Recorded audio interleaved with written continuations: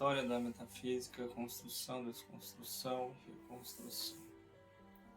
Ao expor a história da metafísica, só nos teremos em momentos decisivos aqueles que interessam a sua estrutura, principalmente a fase construtiva, desconstrutiva e reconstrutiva. O início da filosofia como metafísica. Aristóteles nos informa que a metafísica, que é o mesmo que a filosofia, iniciou-se no início, que é ao mesmo tempo temporal, histórico, teórico e especulativo.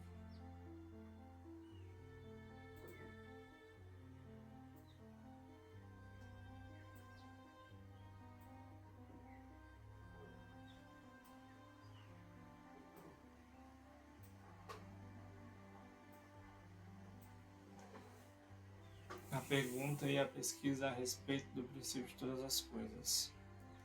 Leamos o texto. A maioria dos que por primeiro filosofaram pensaram que princípios de todas as coisas fossem apenas os materiais.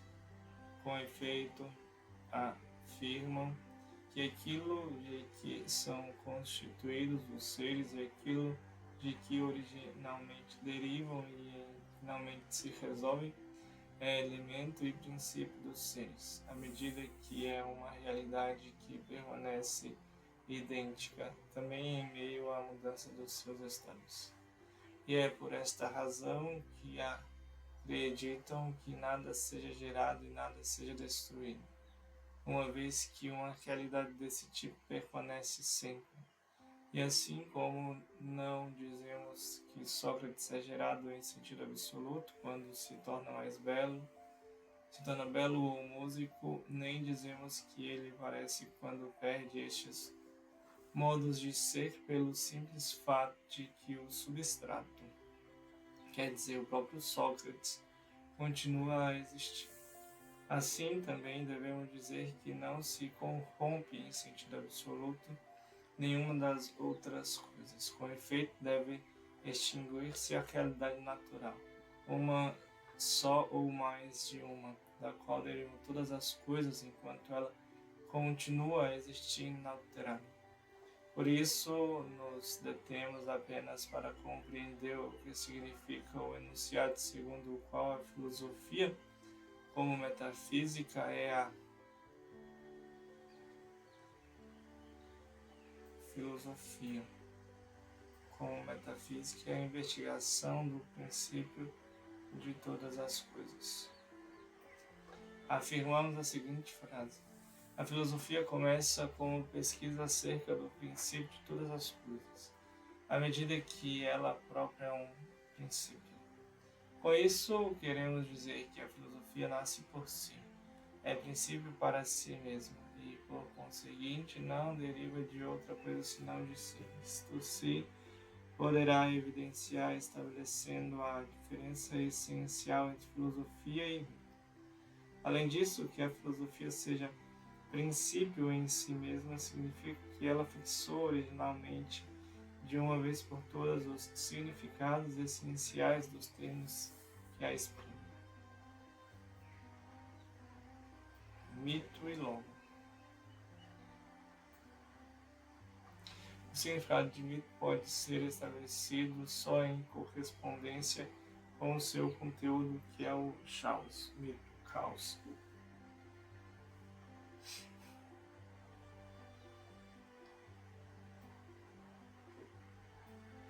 Este último é o conjunto da realidade delineado como imensidade não mensurável e ilimitada, como estrutura confusa, como magma distinto, como desordem e indeterminação.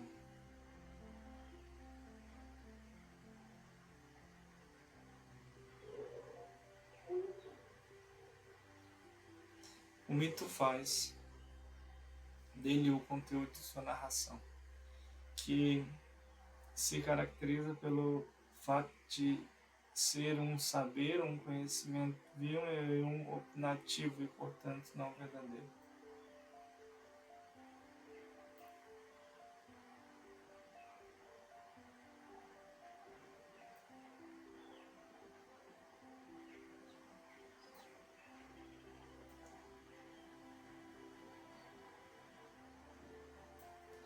A indeterminação e a desordem correspondem à incerteza e à alosidade da narração mítica, assim como o caos muda a sua configuração, transformando-se na sua estrutura, assim também o mito muda a narração por causa da irrupção de eventos e de elementos sempre novos e imprevisíveis. O mito tem sempre fora de si algo que pode desmenti-lo e negá-lo, e nesse sentido não alcança o terreno da verdade.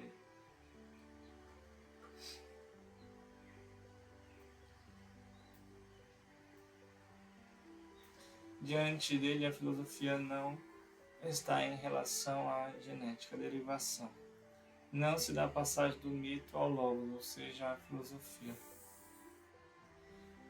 Este nasce estabelecendo um novo princípio.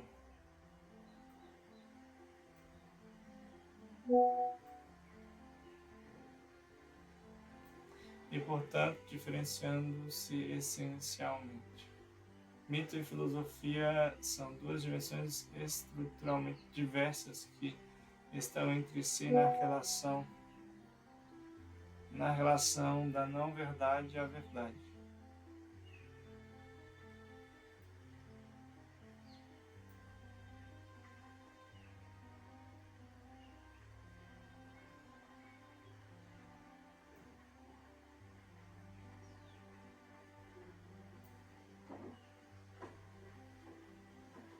Isso pode ser visto sob dois aspectos. A determinação dos significados originários das palavras fundamentais. Elas são ser e nada, devir, e todo princípio, natureza, cosmos, sofia, episteme, logos e verdade. Na articulação que estes significados constituem em função da determinação da essência da verdade. Resumidamente, pode-se dizer, assim como o mito corresponde ao caos, a filosofia corresponde ao cosmos.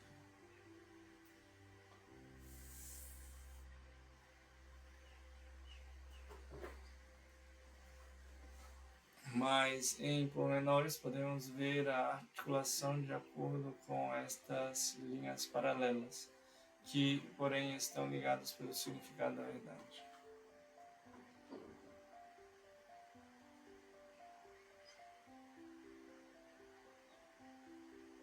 Tendo em mente esta linha superior, descreva a verdade como forma e que a linha inferior descreva a verdade como conteúdo.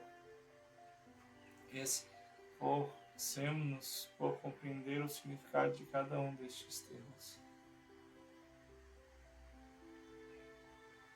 Filosofia, logos, sofia, saber, episteme, cosmo, inai, arqué, physis,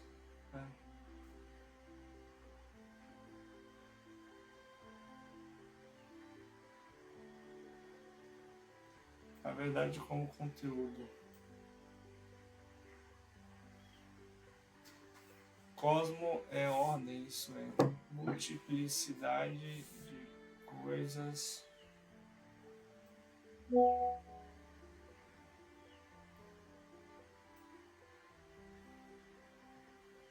diferentes e antitéticas, mas unificadas, reunidas numa unidade, por força de princípio ordenado que estabelece para cada coisa o seu ser parte de um conjunto. As coisas só existem à medida que são ordenadas.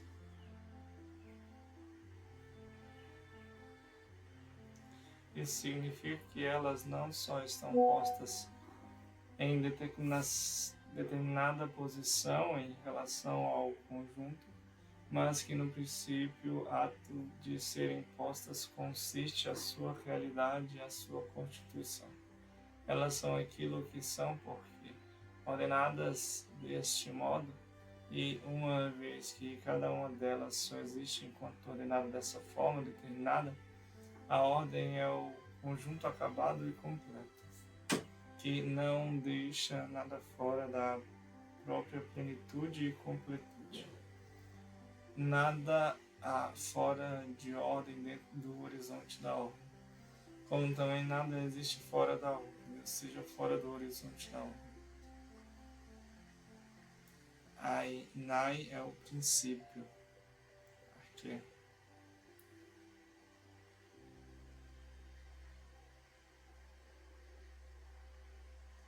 Unificador do cosmos. Dizer que o serem ordenados constitui o ser das coisas equivale a dizer que o ser é aquilo que dá ordem, e dá ordem à medida que a fazem ser o que são, ficando descartada a possibilidade de serem outra coisa. O ser é o princípio porque é a infinita oposição ao nada, isso é, porque não pode não ser.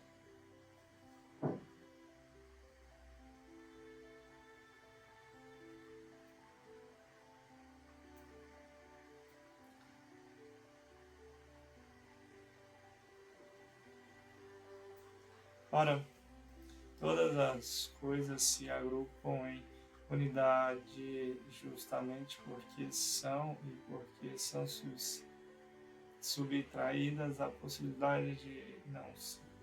As coisas estão no ser, que é a sua estabilidade.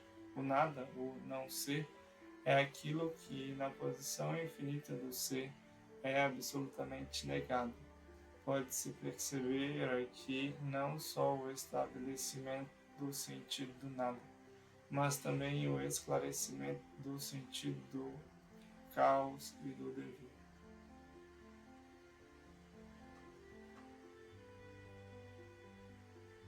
Caos é o conjunto das coisas no qual a irrupção do nada dá lugar ao devir. A oposição infinita do ser ao nada é violada e se transforma em identificação.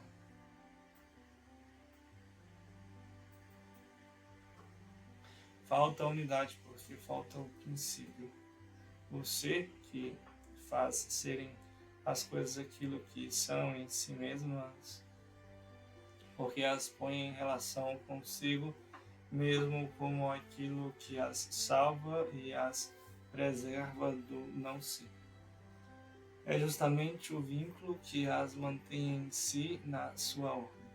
Pelo contrário, o dever com este vínculo separado as coisas do seu ser, e separando-as do seu ser, ele as deixa em poder do nada. Isto é, fala-as cair na desordem do caos.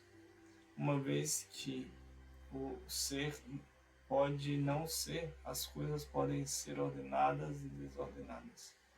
Portanto, a relação caos-cosmo é também a relação entre nada e ser, devir e ser.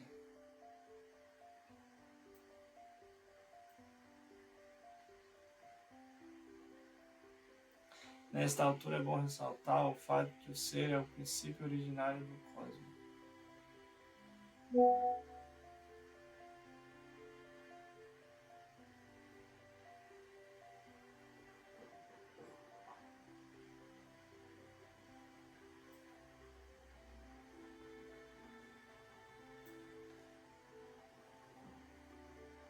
A physis natureza considerado que os primeiros filósofos pré-socráticos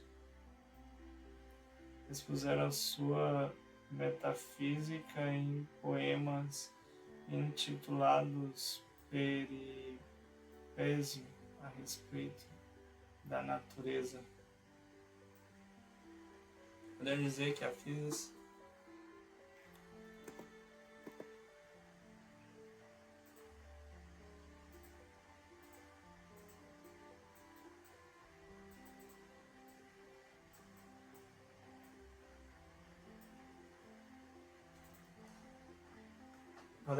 física é a palavra usada para designificar o seu significado mais amplo,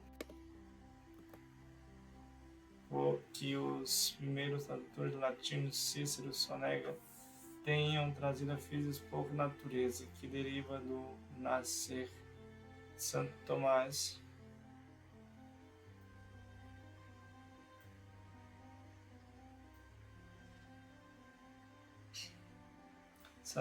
faz notar que natureza é afim ao princípio futuro, natura quase nascitura. Esclarece o fato de a natureza não é apenas um conjunto de seres chamados naturais, mas o fundo comum e inesgotável sobre o qual eles surgem e se estabelecem, situando-se na presença. Seres naturais nascem provenientes da natureza sem nunca se separar da origem.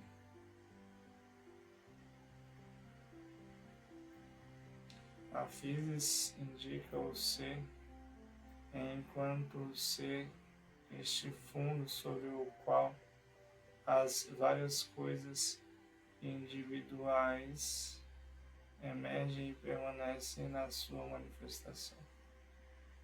A física é o ser como manifestação através da qual se manifesta tudo aquilo que está na presença.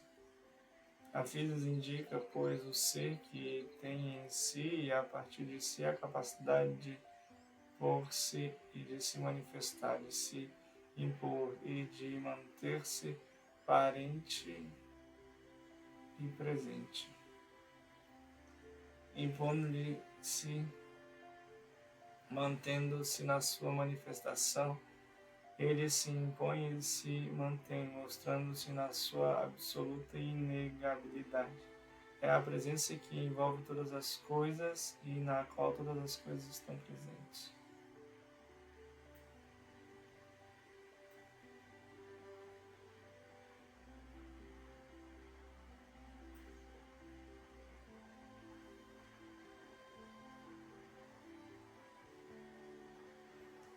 Quando dizemos a natureza das coisas ou de acordo com a natureza das coisas, falamos dessa manifestação das coisas. Quando provém da física, ou seja, enquanto proveniente do ser e nele subsistente.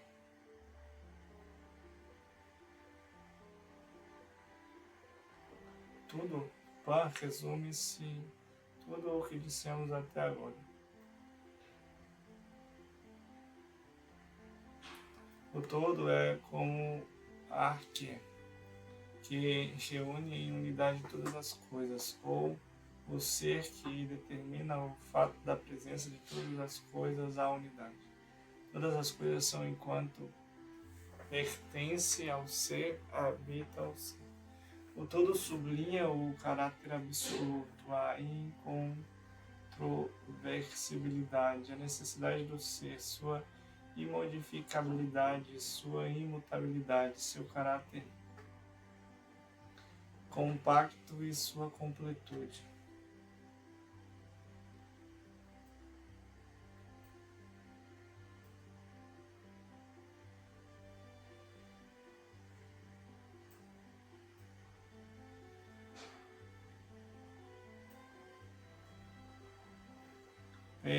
Permanece excluído, negado o não ser. Mas se cada coisa é o que é, por que habita o todo do ser? De tal forma que seria impróprio dizer que o ser lhe pertence, ao passo que o contrário é propriamente verdadeiro, que determinada coisa permanece ao todo do ser e tem nessa sua pertença à sua realidade. Isso significa que esta pertença revela ao mesmo tempo a sua identidade e sua diversidade. Exatamente por pertencer ao todo, cada coisa mostra a sua identidade como todo, e com as outras coisas, cada uma das quais é constituída por esta pertença. Mas à medida que apenas pertence, não é idêntica ao todo, nem com as outras coisas, ou seja, é diversa. O todo, que é o ser, é, pois, o princípio por força do qual todas as coisas são idênticas e diversas. É a identidade do diverso e, ao mesmo tempo, a diversidade do idêntico.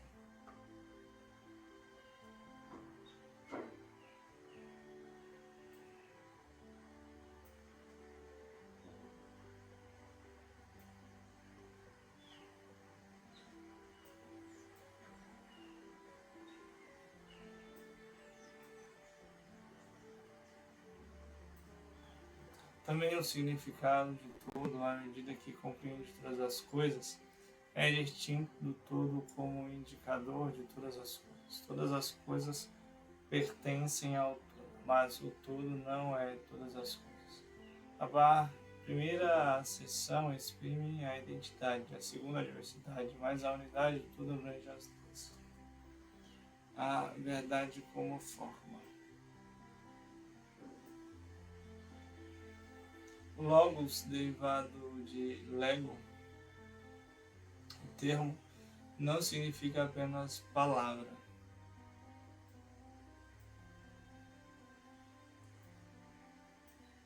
mas, sobretudo, pensamento. Daí provém a lógica. Pensamento é o vínculo, a unificação de que? Do ser. Mas é preciso estar atento.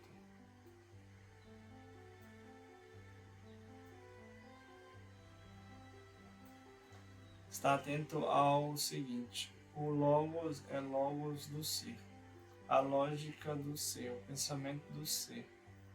Não no sentido que o pensamento ligue o ser, mas no sentido que o pensamento é aquilo em que se mostra o vínculo do ser.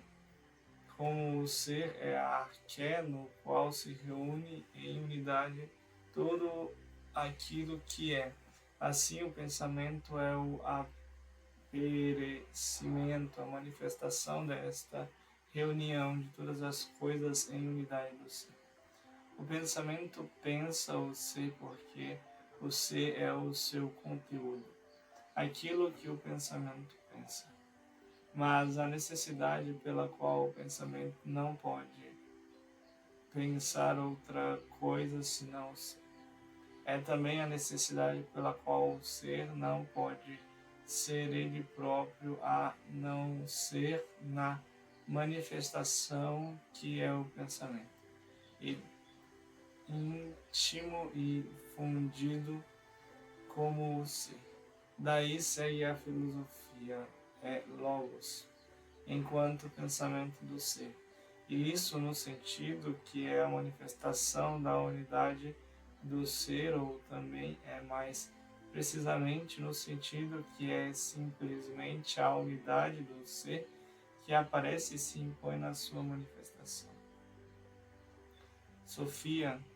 A filosofia é amor em busca da Sofia. Mas se já na palavra Sofia está compreendido o significado de visão unitária e unificadora, sapiens et é próprio do sábio ordenar, reunir em uma ordem.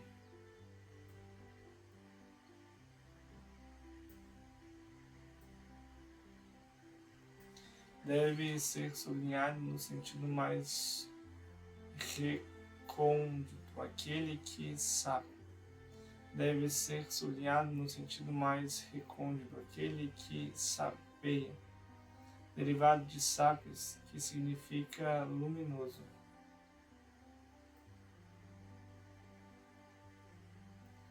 sapear é, então, acompanhar a filosofia desde os albores até os nossos dias. Filosofia é, pois, filosofia. Esta referência à luminosidade é a referência à inegabilizíveis, e elas são visíveis porque estão na luz e são vistas na luz. E porque são assim visíveis, são inegáveis. É a luz que confere às coisas a sua visibilidade inegável. A luz ou a luminosidade está em lugar do ser ou da physis. O ser é a luminosidade de tudo o que é. A filosofia é a própria luminosidade do ser. A partir do seu índice se ilumina e se mostra, parece absolutamente inegável. A luminosidade do ser é sua inegabilidade, o que, por estar na luz do ser, é absolutamente inegável. É amor à verdade irrefutável.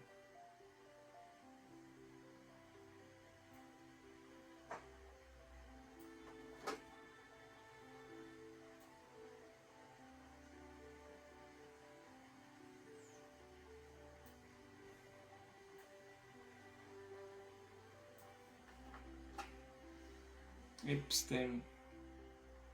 A filosofia é ciência.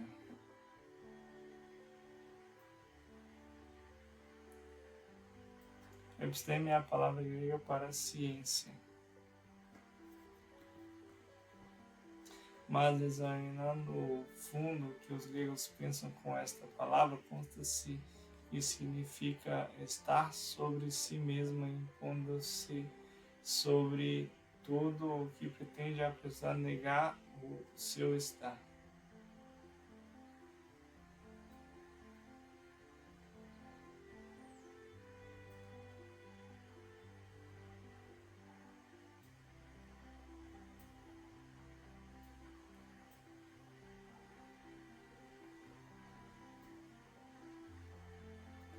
Sobre si,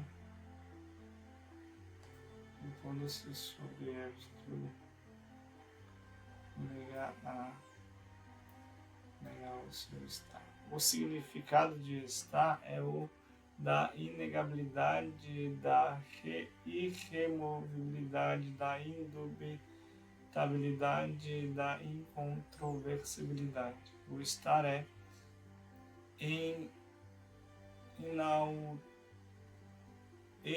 autonegação-se sobre ser e que se ponha reduzindo, portanto, a autonegação e a autossupressão.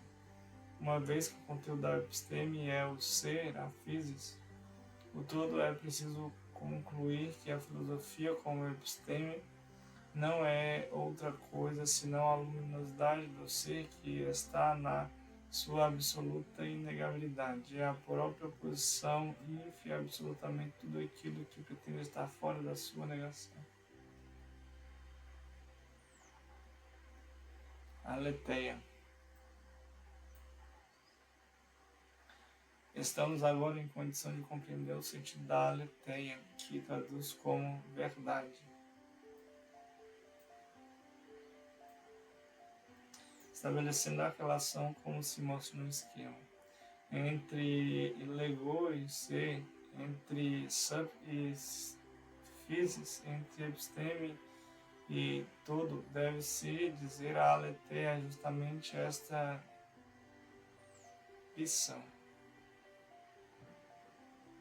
Aletheia significa etimologicamente não condimenta, condição daquilo que é na luz inegável. Nesse caso, podemos continuar dizendo a aletheia é o ser no logos,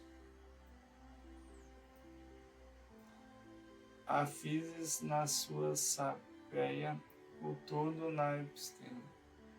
Em resumo, verdade é o todo do ser, que se põe na luminosidade inegável e se impõe sobre qualquer sombra, escondimento, que pretende ofuscar, é o todo na manifestação.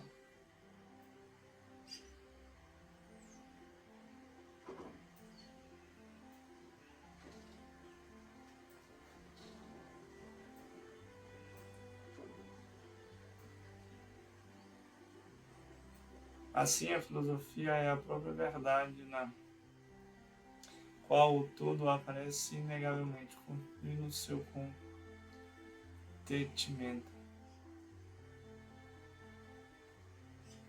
Significado do princípio. Voltemos ao texto de Aristóteles, a fim de compreender o significado do princípio, tanto em si como na sua relação com aquilo de que é princípio, ou seja, com aquilo que em resumo se pode chamar de o principado.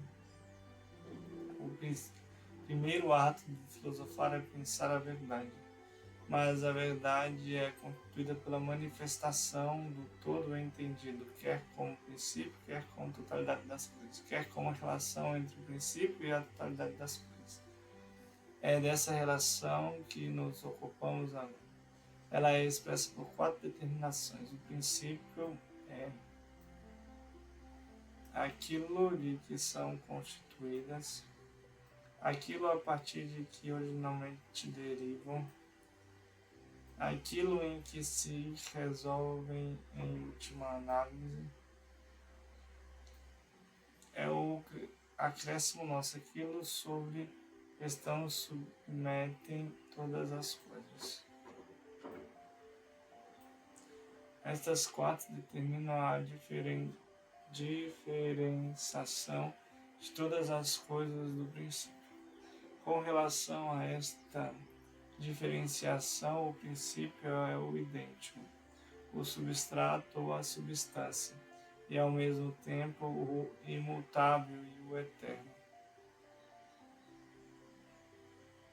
Relativamente a estas questões do princípio, todas as coisas são diversas.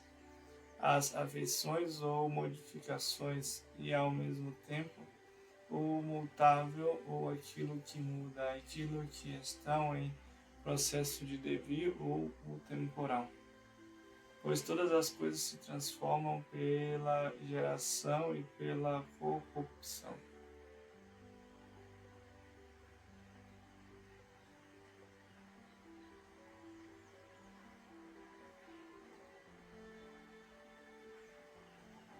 Fixando a atenção na identidade, na substancialidade, na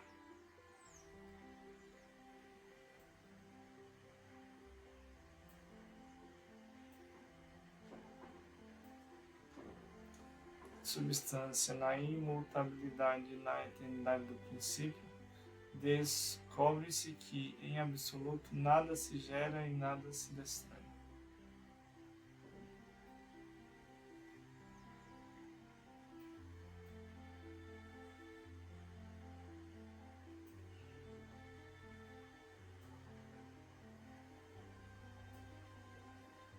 Isso significa que o princípio não é apenas âmbito ou dimensão dentro dos quais ocorrem as transformações das coisas, mas é também a força que movimenta aquela transformação. Deste modo, a constituição, a subsistência, a geração e a corrupção não ocorrem a partir do nada e na direção do nada, mas a partir da força do princípio e na direção do princípio. Note-se aqui que Aristóteles não distingue entre princípio e elemento. Rigorosamente falando, o elemento se refere somente àquilo de que as coisas são constituídas.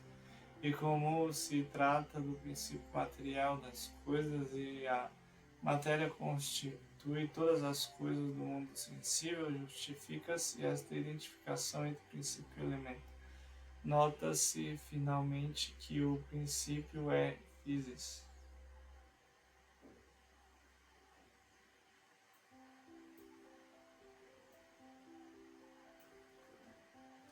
A essência do princípio. que até agora foi dito estabelece as condições às quais é preciso submeter-se a fim de determinar a essência do princípio. Isso é, quais características o princípio deve apresentar para funcionar como princípio de todas as coisas. Esta condição e características se deduzem da consideração do modo em que as coisas, os entes, se apresentam. Antes de mais nada, elas se apresentam como multiplicidade, diversidade e diferença.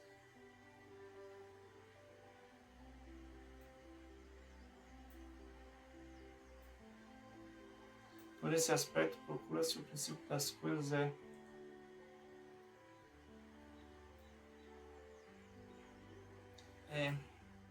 a procura do que unifica e mantém o múltiplo, diverso e diferente.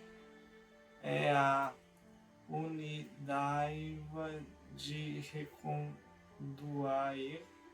todas as coisas múltiplas, diversas e diferentes à unidade ou à identidade.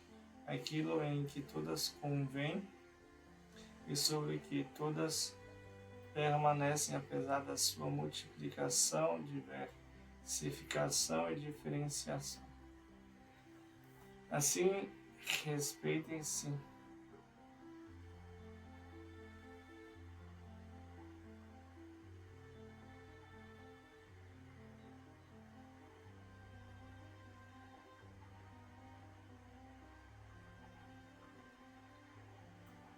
de todas as coisas. Em segundo lugar, as coisas, os entes, geram-se e corrompem-se, aparecem e desaparecem, incrementam-se e diminuem. Neste caso, procurar o princípio de todas as coisas é o mesmo que procurar o princípio como dever.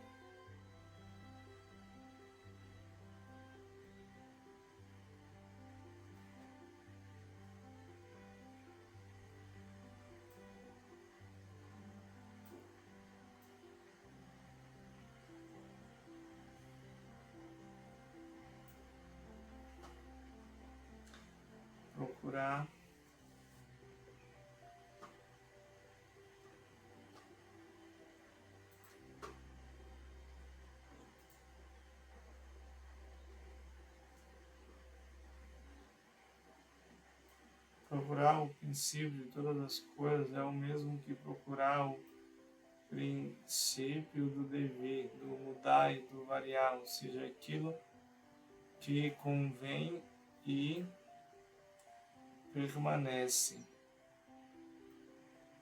Também em meio ao seu girar-se e corresponder-se no seu comparecer e desaparecer, no seu incrementar e corromper-se. É como a procura do princípio do múltiplo em relação à multiplicidade, a unidade, ou seja, a identidade e a substancialidade. Do mesmo modo, também a procura do princípio do dever das coisas não poderá consistir na procura de algo que permanece em a ordem do dever, mas deveria consistir na redução daquilo que advém a algo imutável, a algo que não está em processo de dever, mas ainda que não tem sequer possibilidade de não vir a ser. Deste modo, o devir implica o tempo, visto que aquilo que advém é temporal. E o devir é o próprio passar do tempo à procura do princípio, que devir será a busca do eterno, a redução do temporal ao eterno.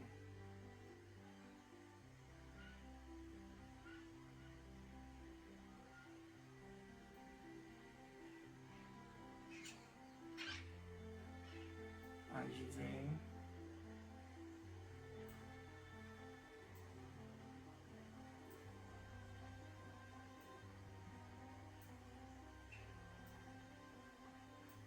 deste modo, respeitam-se a condição e a característica da eternidade, a imutabilidade, e na eternidade do princípio salva-se a realidade do mutável, do que advém e do temporal. Mas é bom ressaltar que estabelecer o princípio de todas as coisas significa abrir-se só ao horizonte de totalidade ou banir o horizonte da totalidade. Todas as coisas se unificam à medida que convém no fato de pertencerem ao todo ou unificando-se como múltiplos na unidade, ou salvando-se como aquilo que advém e é temporal na imutabilidade e na eternidade do princípio. E uma vez que o Uno é imutável e o eterno, nele todas as coisas constituem uma totalidade unificada. A metafísica é assim a abertura do horizonte na totalidade.